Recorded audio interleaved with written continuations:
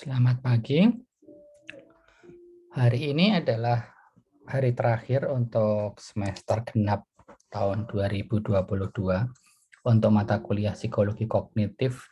Pembahasan terakhir sesuai RPS yang telah disusun, yang telah kami sampaikan juga, itu membahas mengenai human intelligence atau kecerdasan manusia. Ketika kita mendengar istilah kecerdasan, itu biasanya kita akan tersambungkan atau akan terbridge atau akan terkonek ya pikiran kita dengan hal-hal yang sifatnya itu kognitif. Tapi hal itu memang bukan hal yang sepenuhnya keliru karena memang menurut pandangan tradisional kecerdasan itu sangat erat berkaitan dengan faktor kognitif manusia.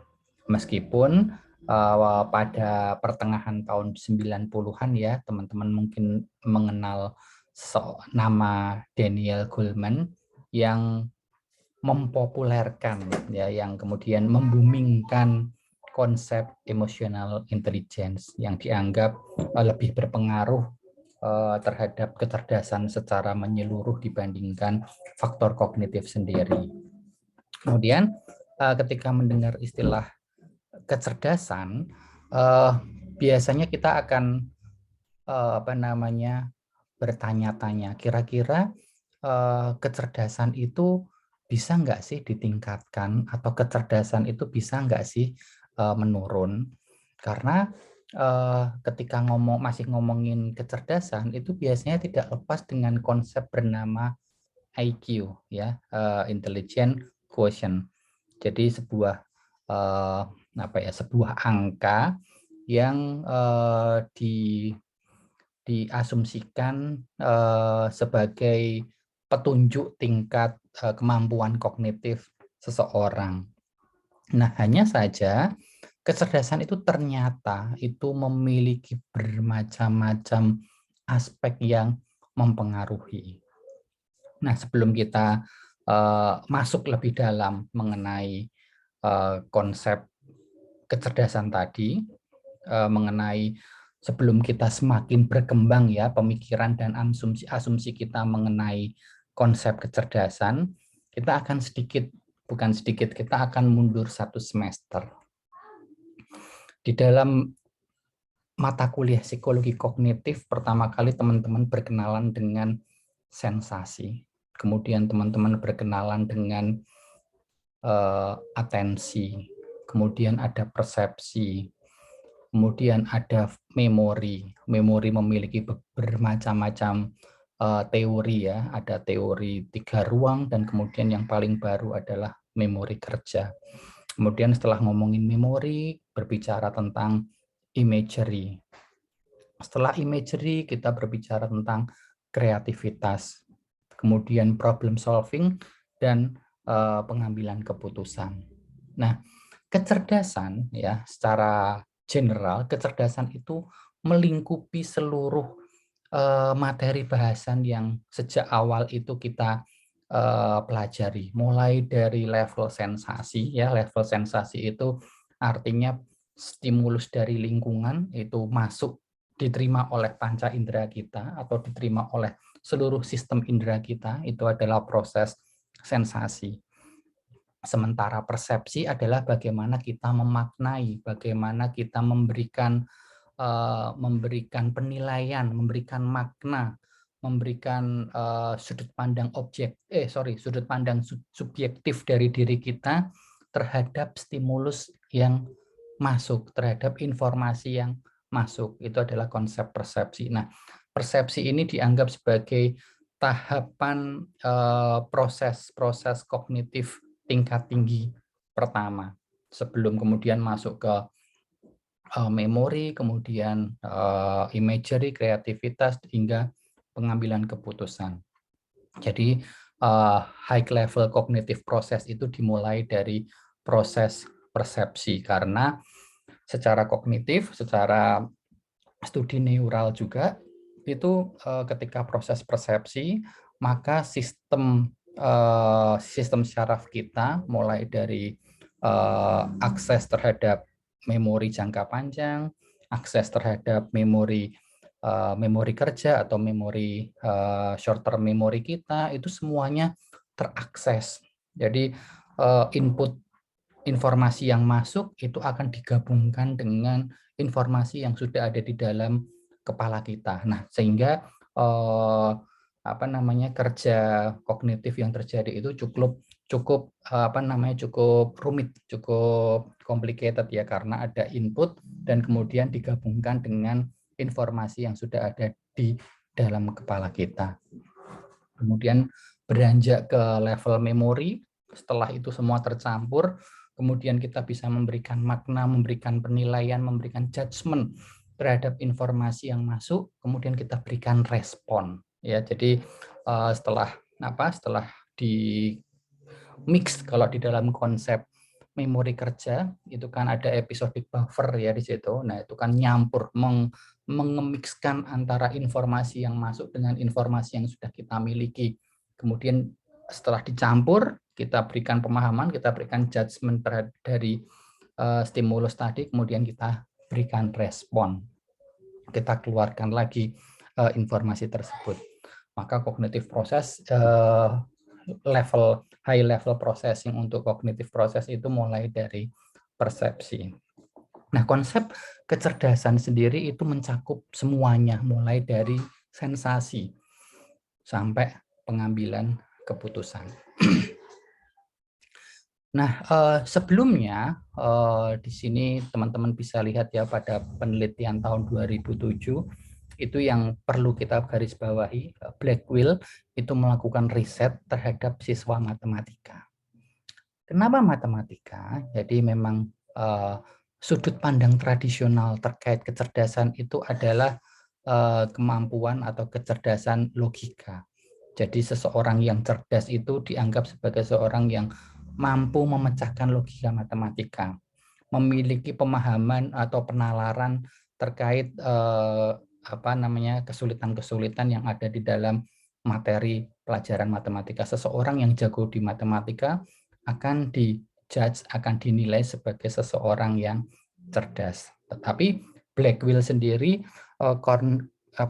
perhatian terhadap penelitiannya bukan ke matematikanya, tetapi terkait dengan sebuah kecerdasan. Diawali dari pertanyaan, apakah sebuah kecerdasan itu dapat berubah-ubah.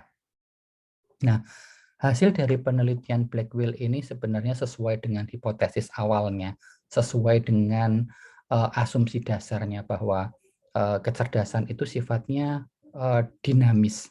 Jadi bukan hal yang statis. Jadi pada kondisi tertentu dia bisa kecerdasan itu tidak optimal, kemudian di kondisi yang lain bisa optimal. Asumsi dasarnya seperti itu dan itu terbukti dari hasil penelitiannya.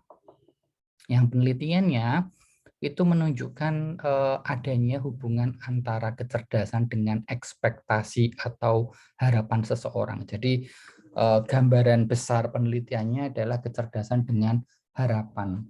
Jadi ketika seseorang itu memiliki harapan tertentu, kecerdasannya seperti apa.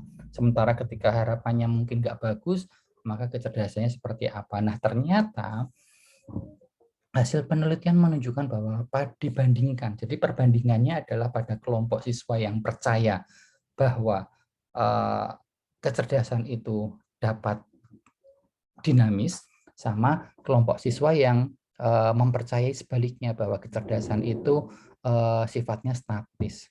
Ternyata pada kelompok pertama yang percaya kalau kecerdasan itu dinamis itu ada peningkatan nilai. Peningkatan nilainya memang tidak langsung, tetapi dalam waktu 2 tahun itu ada peningkatan skor, peningkatan achievement, peningkatan capaian dibandingkan kelompok kedua.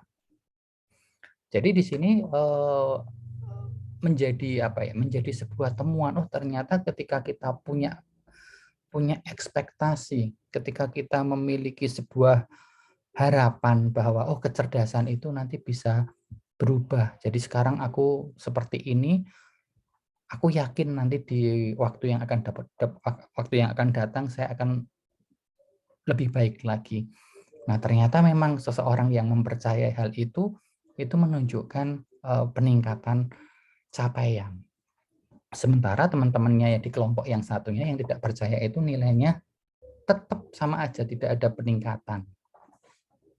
Nah, kemudian pada penelitian masih oleh peneliti yang sama, namun dengan dengan latar belakang partisipan yang berbeda.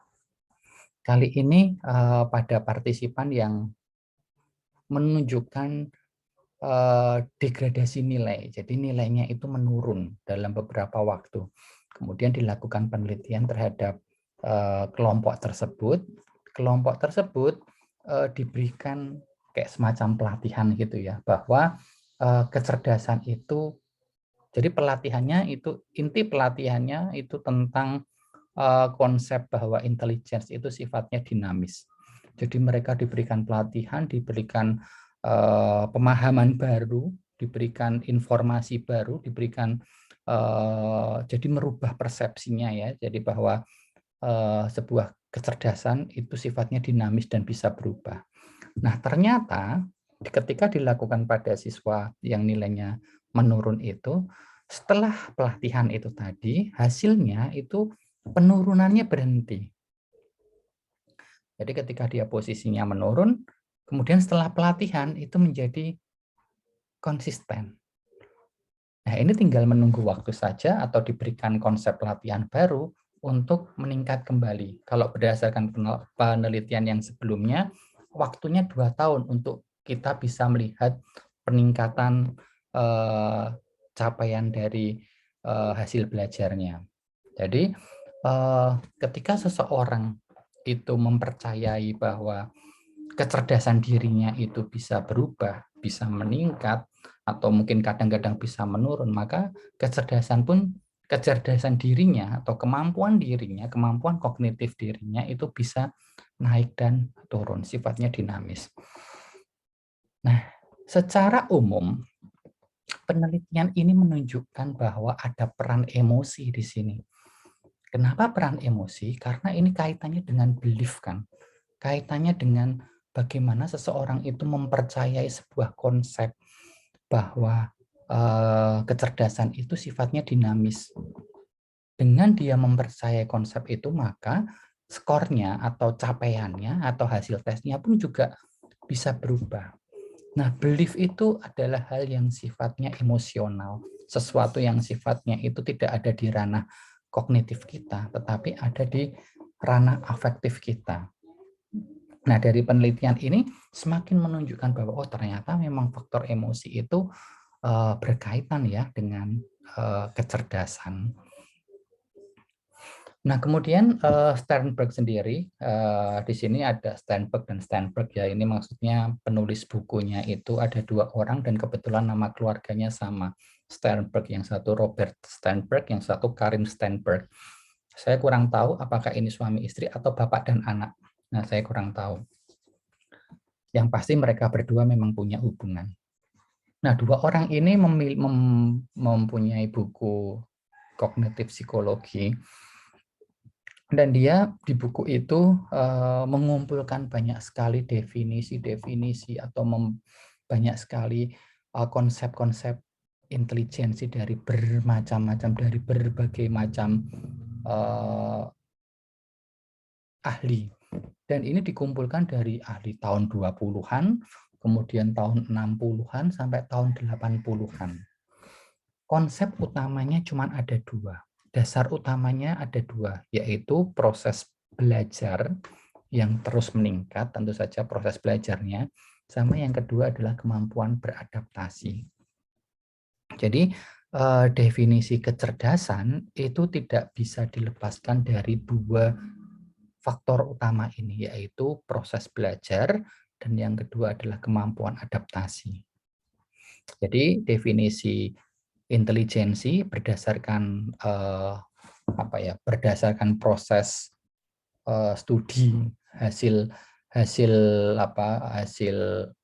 memeras inti-inti sari. Sternberg itu menelurkan konsep definisi sebagai kapasitas untuk belajar dari pengalaman, menggunakan proses metakognitif untuk meningkatkan pembelajaran sebagai kemampuan beradaptasi.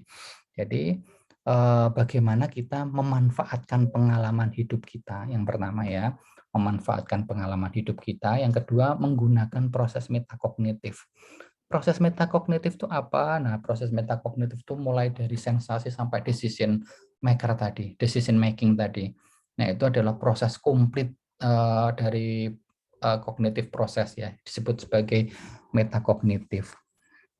Nah, itu dengan pengalaman itu, dengan kemampuan internal yang kita miliki, kita mampu untuk meningkatkan kemampuan belajar kita. Kalau sebelumnya kita belajarnya dalam waktu yang banyak, kemudian yang berhasil kita hafalkan mungkin cuma sedikit, maka dengan proses ini, dengan memahami definisi ini, kita akan mempelajarinya mungkin bisa lebih efektif. Kita jadi tahu nih, berdasarkan pengalaman kita jadi tahu mana aja nih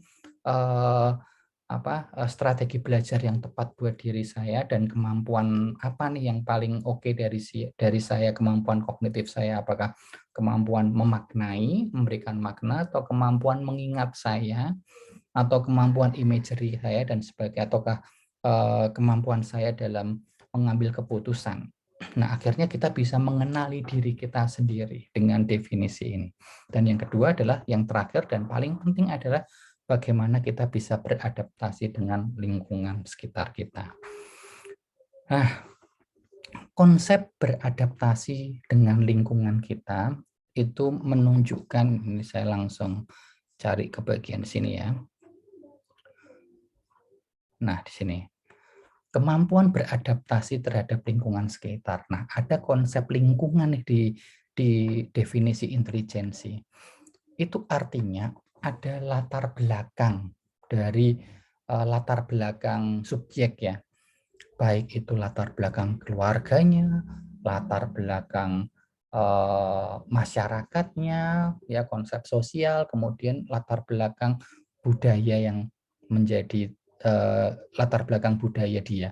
Di tempat di mana dia hidup ada konsep budaya yang pasti akan berpengaruh terhadap mereka tumbuh, terhadap mereka berkembang, termasuk dalam proses belajar itu. Maka di dalam konsep intelijensi sekarang ini kita mengenal istilah culture intelligence sama social intelligence juga. Jadi bagaimana kita bisa berinteraksi dengan orang, bagaimana kita bisa memahami orang, bagaimana kita bisa menghargai orang, itu termasuk bagian-bagian dari kecerdasan juga. Dan yang perlu kita garis bawahi ada unsur budaya.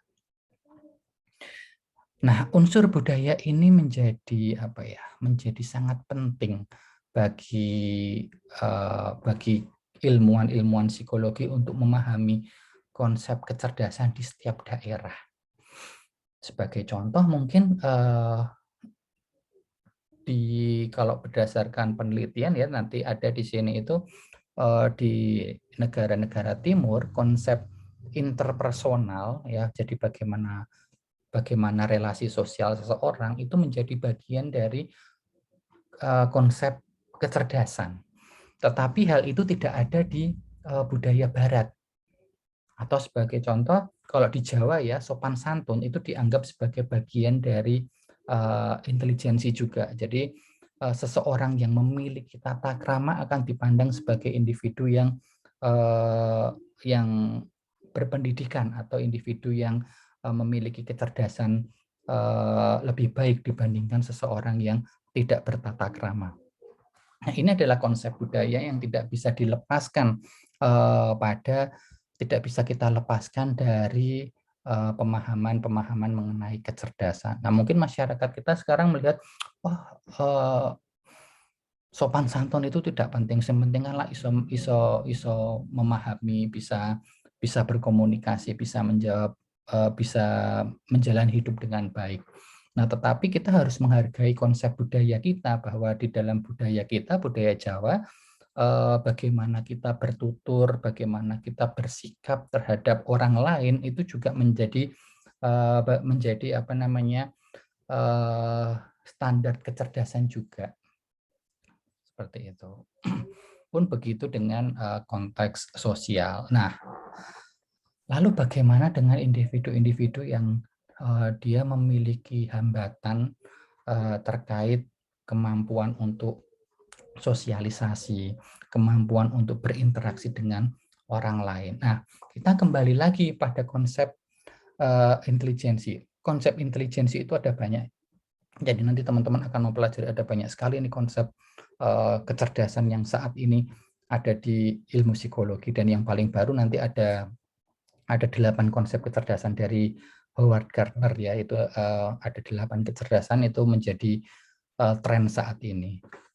Nah, lalu bagaimana seseorang yang dia tidak pandai dalam matematika, atau seseorang yang tidak pandai dalam interpersonal dan sebagainya. Nah, itu akan dipandang kalau kita menggunakan teorinya Gardner, maka kita akan melihat faktor kecerdasan mana yang yang dominan dari seseorang. Jadi di dalam konsep psikologi kognitif itu kita tidak bisa lepas dari yang namanya individual differences nanti. Jadi oleh karena itu maka teori multiple intelligence punyanya Howard Gardner itu bisa sangat berkembang karena ada konsep individual differences yang dikembangkan, yang dimasukkan dalam pengembangan teori tersebut. Nah, tetapi kita akan kembali lagi masuk ke sini bahwa konsep kecerdasan di setiap daerah itu dipengaruhi dengan unsur-unsur budaya daerah itu. Sehingga maksud saya adalah seperti ini. Ketika teman-teman suatu saat nanti dites WISE, karena teman-teman di sini semuanya udah dewasa ya, otomatis kalau dites kecerdasan pasti tesnya pakai tes WISE atau Stanford Binet untuk orang dewasa. Tapi yang umum biasanya adalah WISE.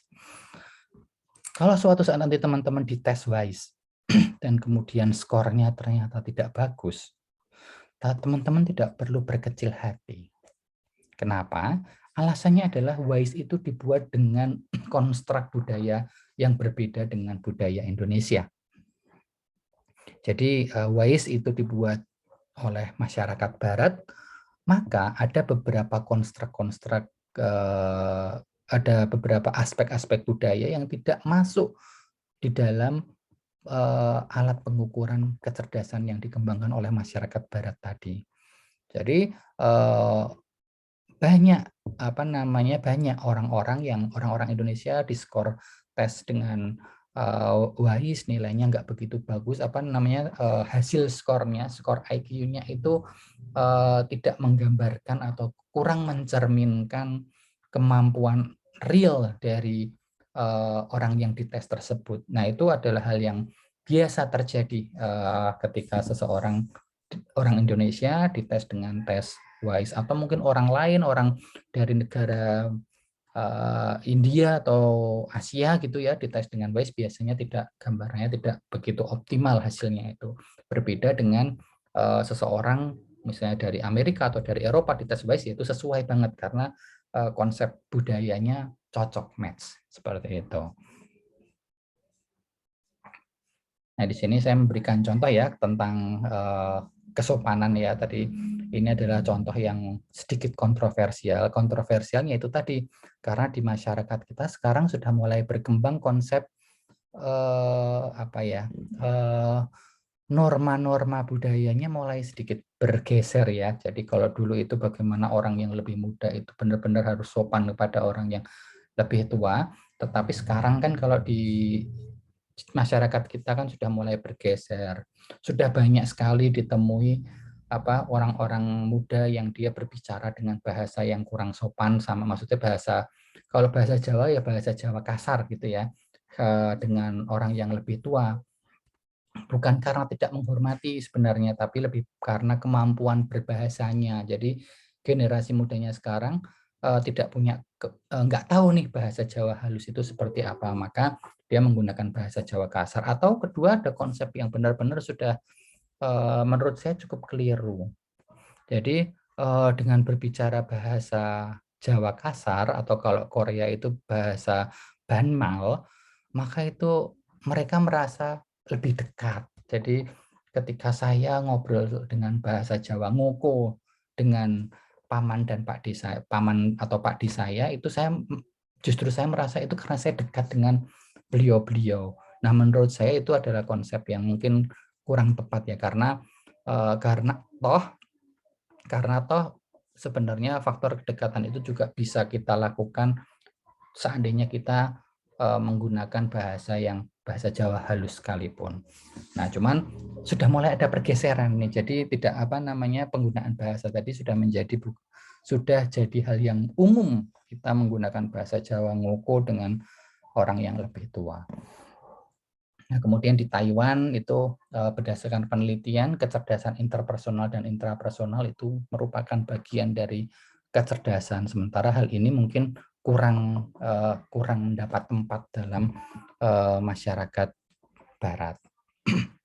Sementara kalau di Kenya moralitas pun dianggap sebagai kemampuan kognitif. Jadi bagaimana kita mematuhi atau bagaimana kita menjalani hidup sesuai dengan rules, dengan aturan, ketaatan kita terhadap aturan-aturan yang ada itu dianggap sebagai kemampuan kognitif juga. Kemudian yang tahun 90-an tuh, di pertengahan 90-an mulai itu Daniel Goleman menulis buku tentang emotional intelligence dan benar-benar booming karena yaitu tadi membuktikan bahwa ternyata emosi itu sangat berpengaruh terhadap terhadap kemampuan hidup kita. Bagaimana kita bisa mengambil suatu keputusan, bagaimana kita menjalani kehidupan, maka itu semua dipengaruhi sama aspek emosional kita.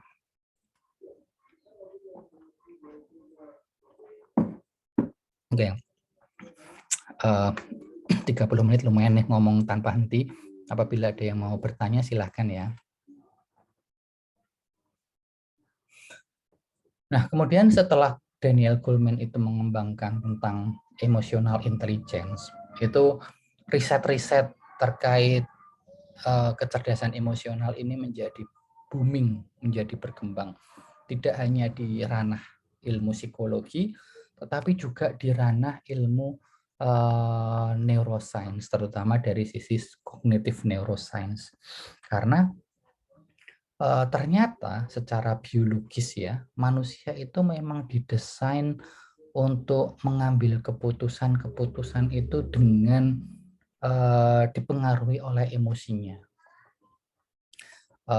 Keputusan-keputusan yang kita ambil itu pasti ada latar belakang emosionalnya. Karena seperti yang teman-teman ketahui ya, bahwa tujuan utama manusia hidup itu adalah untuk ya bertahan hidup itu sendiri. Nah, keputusan kita untuk bertahan hidup itu adalah keputusan yang sangat dipengaruhi dengan emosi kita. Bagaimana kita mempertahankan diri, bagaimana kita bisa mempertahankan anggota keluarga kita, itu semua sangat dipengaruhi dengan keputusan-keputusan yang sifatnya atau dipengaruhi oleh emosi kita. Sehingga faktor emosi ini semakin membuktikan bahwa dia berperan penting dalam perjalanan kehidupan manusia. Bahkan tadi penelitian di awal yang dilakukan oleh Blackwell tahun 2007 tadi semakin membuktikan bahwa wah ternyata emosi ini ngefek juga nih di konsep kecerdasan.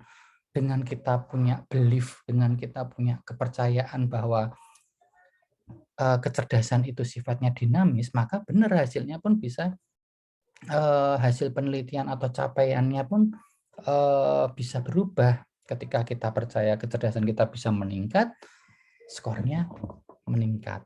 Ketika kita percaya turun terus, kita percaya bahwa ini bisa meningkat suatu saat. Nah, skor yang turun tadi bisa berhenti, maksudnya penurunannya berhenti menjadi stabil dan tinggal tunggu waktu lagi saja. Kalau dari penelitian Blackwell dalam waktu 2 tahun akan terlihat peningkatan nilainya. Jadi faktor emosi itu menjadi hal yang sangat penting di sini. Maka sekarang kalau kita lihat dalam waktu 10 tahun terakhir ini penelitian-penelitian terkait afek itu luar biasa banyaknya di negara-negara maju ya, penelitian terkait afek affective neuroscience itu menjadi primadona saat ini. Jadi bagaimana kemampuan kemampuan syaraf kita ya, neuroscience, dari studi neuroscience, aktivitas neural kita itu kita lihat kaitannya dengan emosi kita. Ketika kita lagi marah, lagi sedih, lagi kesel, lagi happy, lagi sumringah, lagi gloomy dan sebagainya, itu dilihat nih aktivitas neuralnya seperti apa dan menjadi primadona dalam penelitian saat ini. Oke, nah ini saya akan lewati, teman-teman bisa pelajari sendiri tentang perkembangan konsep ini ya, perkembangan konsep kecerdasan mulai dari zamannya si Galton mana tadi.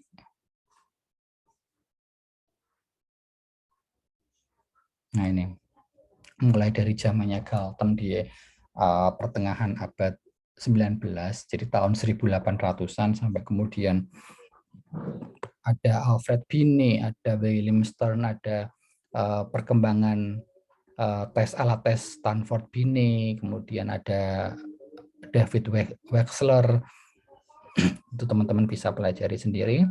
Saya akan langsung lompat ke bagian sini. Nah, di sini mulai masuk konsep individual differences. Jadi pendekatan integratif mulai diterapkan. Jadi mulai muncul ada pendekatan integratif bahwa individu itu punya keunikannya masing-masing.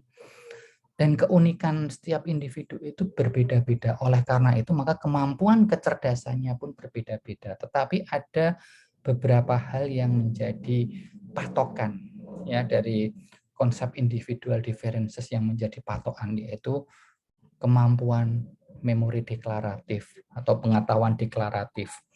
Yang kedua adalah memori prosedural, kemampuan prosedural, misalnya kemampuan kita untuk naik sepeda, ya bersepeda itu kemampuan prosedural, hal yang sifatnya skill, ya, hal yang sifatnya itu praktikal, kemampuan naik motor, naik sepeda, ya jadi sebuah kemampuan yang kita tidak bisa menjelaskan secara teoritis, tapi kita memahaminya secara praktis.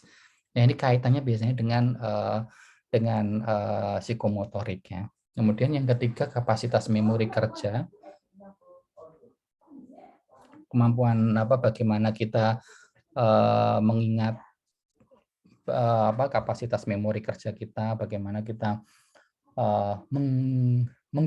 menggabungkan antara informasi yang baru seperti tadi saya sampaikan ya, informasi yang baru dengan informasi yang sudah kita miliki, itu kita mix, kita campur, dan kemudian menjadi sebuah pemahaman atau pemaknaan yang baru. Sama yang terakhir, kecepatan pemrosesan, bagaimana kita bisa memproses sebuah informasi baru dalam waktu yang setiap orang pasti punya berbeda-beda kecepatan pemrosesannya. Jadi ini adalah 4 hal yang dimana setiap orang itu pasti punya kemampuannya berbeda-beda. Si A, si B, si C, si D, sampai si Z itu memiliki pengetahuan deklaratif yang pasti berbeda-beda. Begitu juga dengan kemampuan prosedural. Maksudnya adalah ada individu yang nggak bisa naik sepeda. Nah, tapi di sisi lain ada individu juga yang nggak bisa misalnya bermain selancar misalnya. Atau individu yang lain dia nggak bisa nyetir mobil misalnya, tapi dia bisa naik motor sampai balapan dan sebagainya. Terus kemudian kapasitas memori kerja pun juga setiap orang pasti berbeda-beda, dan yang terakhir kecepatan pemrosesan tadi, setiap orang pasti punya kecepatannya masing-masing.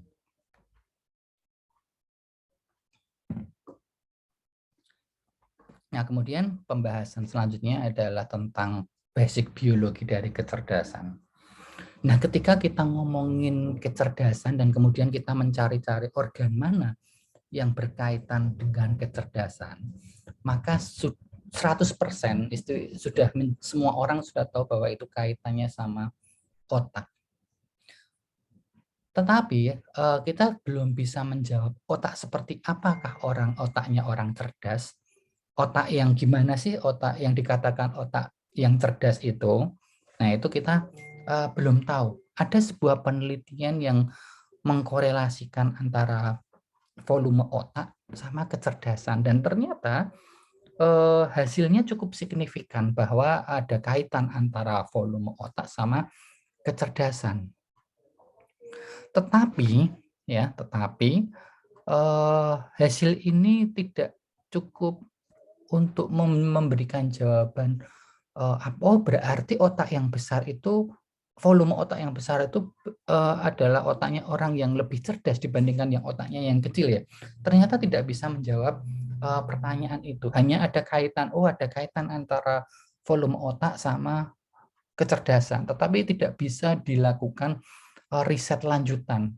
Seperti apa sih volume otaknya orang-orang yang gede itu, apakah ada kaitannya yang ukuran gede sama ukuran kecil? Ternyata hal itu tidak bisa dijelaskan signifikansinya. Karena sebagai contoh, kalau kita berbicara berbicara volume otak, mohon maaf, untuk pasien hidrosefalus itu memiliki volume otak yang jauh lebih besar. Tetapi hal itu juga tidak berkorelasi dengan kecerdasan juga. Maksudnya bagaimana? Maksudnya itu bahwa besarnya volume otak itu bisa juga dipengaruhi faktor-faktor yang lain. Jadi kecerdasan itu tidak hanya dipengaruhi oleh otak yang besar gitu. Seseorang yang memiliki ukuran kepala besar itu belum tentu memiliki kecerdasan yang lebih dibandingkan seseorang yang memiliki ukuran kepala lebih kecil. Sebagai contoh, teman-teman, otaknya Albert Einstein, Albert Einstein punya otak kan disimpan di museum ya. Itu ternyata ukurannya tidak lebih besar atau tidak lebih bagaimanapun, tidak lebih besar ataupun tidak lebih kecil atau tidak lebih bagaimanapun dibandingkan otak orang pada umumnya, ukuran otak pada umumnya. Jadi Einstein yang terkenal dengan kejeniusannya itu ukuran otaknya juga sama saja. Nah, kemudian studi yang lain, studi yang dilakukan tahun 90-an ya, tentang masih mencoba untuk mencari pemahaman terkait kecerdasan sama organ bernama otak. Nah, di sini mencoba melihat dari aktivitas otak. Semakin tinggi kalau di sini kita lihat EQ memiliki korelasi dengan pola-pola kompleksivitas aktivitas listrik di otak. Semakin tinggi aktivitas dan kompleksivitasnya berkorelasi dengan IQ yang tinggi. Tapi lagi-lagi studi ini tidak menjelaskan lebih jauh lagi terkait aktivitas yang tinggi itu. Jadi memang aktivitas yang tinggi itu biasanya akan berhubungan dengan IQ yang tinggi. Karena apa? Aktivitas yang tinggi itu artinya otak itu bekerja. Otak itu artinya belajar. Maka otak yang tinggi, kemungkinan IQ-nya lebih tinggi atau pengetahuannya lebih banyak itu sangat jelas. Tetapi kita tidak bisa melihat seberapa jauh nih kecepatan pemrosesannya. Jadi aktivitas yang tinggi iya berkorelasi dengan kecerdasan, tetapi tidak bisa menjelaskan kecepatan dalam pemrosesannya. Jadi maksudnya gini, seseorang yang belajar terus memang otaknya bekerja ya, ilmu pengetahuannya meningkat, tetapi bagaimana dia merespon sebuah pertanyaan, bagaimana dia merespon sebuah permasalahan, itu adalah hal yang berbeda lagi. Jadi mungkin dia berpikirnya akan lama, yang dia pikirin banyak banget lama, tetapi ketika ada permasalahan yaitu dia mikirnya lama, responnya jadi sama dengan orang yang lainnya. Jadi kita berbicara tentang kecerdasan sama organ bernama otak ini memang banyak penelitian yang yang istilahnya hasilnya itu tidak mendalam seperti itu. Jadi akhirnya riset-riset tentang otak yang mencoba menghubungkan, mencari penjelasan antara organ dengan kecerdasan secara langsung itu akhirnya mulai susah dilakukan. Karena itu tadi penjelasannya tidak mendalam. Sehingga ditambah lagi temuan-temuan lama. Otak yang rusak pun juga ternyata masih menunjukkan intelijensi yang tidak ada bedanya, seperti kasusnya Phineas Gage. Phineas Gage mengalami kecelakaan sampai otaknya rusak ya, tembus besi gitu tengkoraknya, otaknya otomatis rusak. Namun ketika dilakukan tes intelijensi sama saja hasilnya antara sebelum sama sesudah. Yang berubah adalah perangainya, yang berubah adalah afeknya, emosinya, karakter dan kepribadiannya, tapi kecerdasannya tetap sama. Kemudian kalau teman-teman sekarang lagi belajar biopsikologi, teman-teman belajar tentang kasus memori ya, belajar mengenai kasus seseorang yang dia tidak bisa membentuk memori jangka panjang. Jadi dia Jadi dia kalau berinteraksi sama orang biasa bisa, tapi mungkin dalam waktu itu ketika dia teralihkan 1 menit kemudian, 2 menit kemudian dia udah lupa tadi dia ngobrolin apa sama siapa, nama kalian siapa, dia sudah lupa. Ada kan kasus seperti itu ya.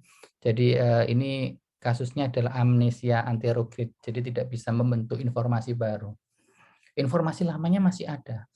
Dia ketika dites intelijensi hasilnya bagus, sama tidak ada perubahan, tetapi yang berubah hanya satu, kemampuan memori jangka panjangnya.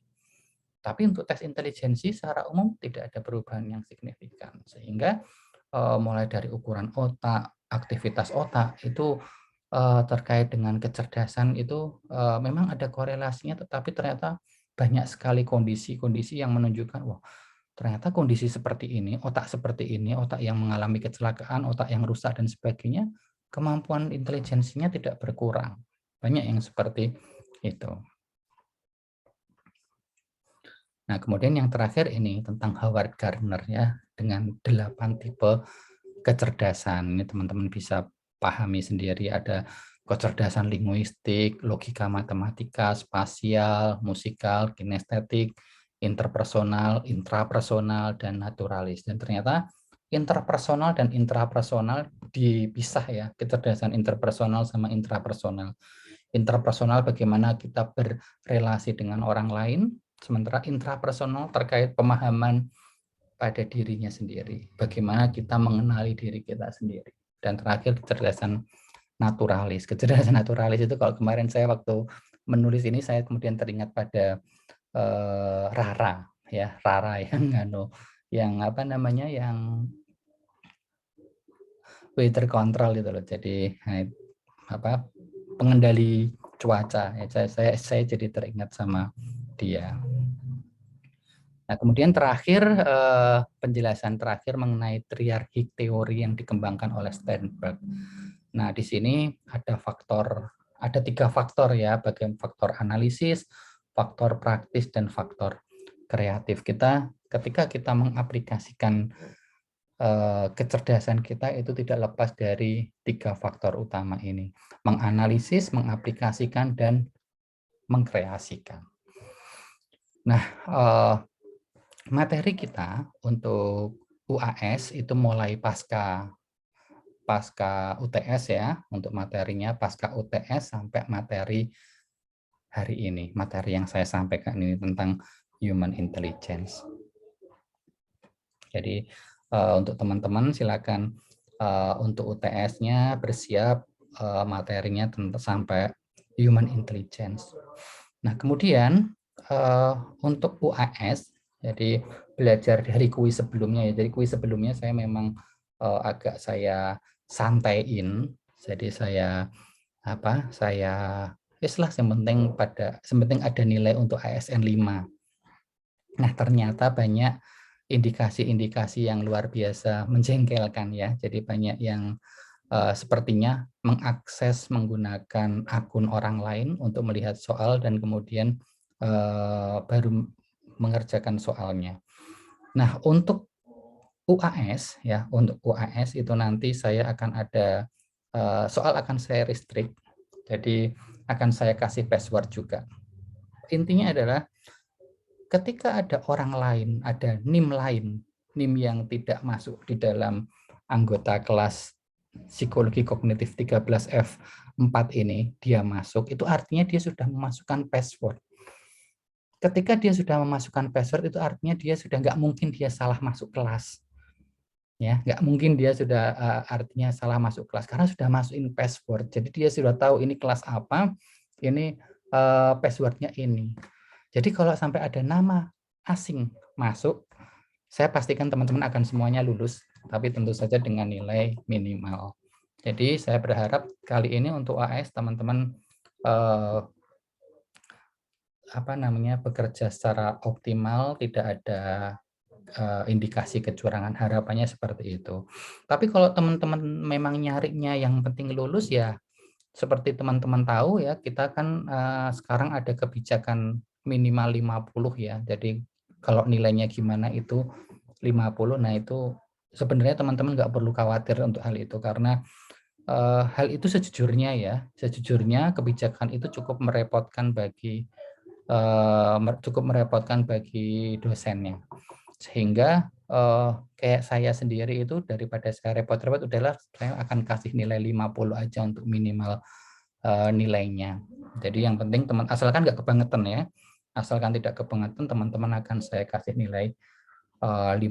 Jadi yang penting lulus seperti itu. Nah kayak gitu pesan dari saya untuk UAS besok. Jadi mudah-mudahan semuanya lancar, teman-teman juga bisa, ya tidak ada hal-hal yang tidak diinginkan seperti yang tadi, teman-teman bisa mengerjakan ujiannya dengan mandiri, dengan lancar, sehingga nilainya bisa optimal, seperti itu. Oke, dari saya hari ini cukup sekian. Untuk teman-teman, selamat mengerjakan UAS nantinya. Minggu depan masih ada minggu tenang, bisa untuk belajar, kalau mau belajar, bisa untuk jalan-jalan, kalau mau jalan-jalan juga itu teman-teman. Cuman mudah-mudahan teman-teman setelah UAS nanti kuliahnya lancar, terus kemudian teman-teman bisa meraih cita-cita kalian semua. Selamat pagi, selamat melanjutkan aktivitas semuanya. Assalamualaikum. Waalaikumsalam.